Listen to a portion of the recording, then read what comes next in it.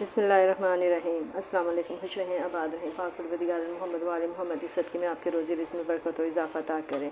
आज जो रेसिपी मैं आपसे शेयर करने लगी हूँ वो है चिकन गोभी। चिकन गोभी बनाने के लिए यहाँ पे मैंने मसाला बनाने के लिए चढ़ा दिया है। पहले मैंने प्याज को फ्राई किया है, उसमें मैंने अदरक लहसुन टमाटर ये मैंने इसमें डाल दिया है। और साथ ही मैंने जो स्पाइसेस शामिल किए हैं वो है नमक, लाल मिर्च, हल्दी पाउडर और ये कुटा हुआ बारीक पिसा हुआ खुश्क धनिया है।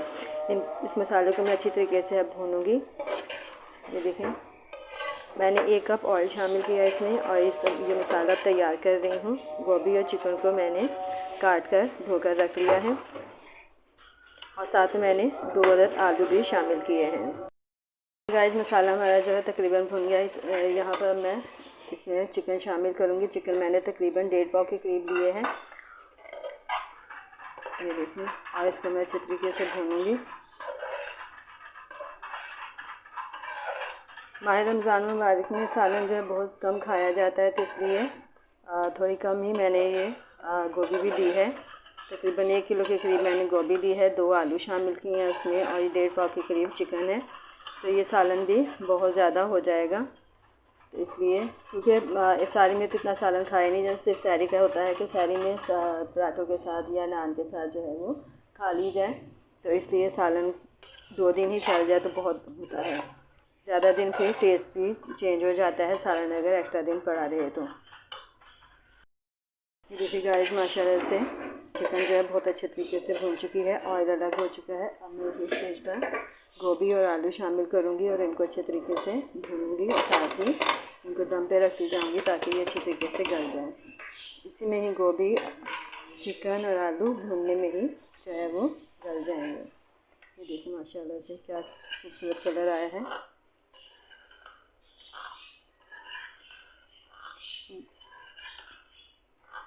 बहुत मज़ेदार ये सब्ज़ी बनती है। इससे पहले भी मेरी वीडियो आपने देखी होगी, मैंने इससे पहले भी शामिल की हुई है अपने चैनल में।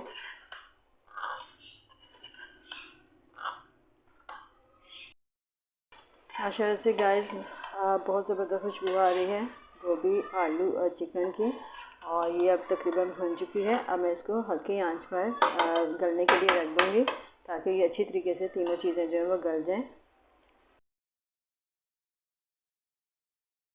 ये लीजिए गाइस, माशाल्लाह से आलू, गोभी और ये चिकन हमारी बिल्कुल रेडी हो गई है।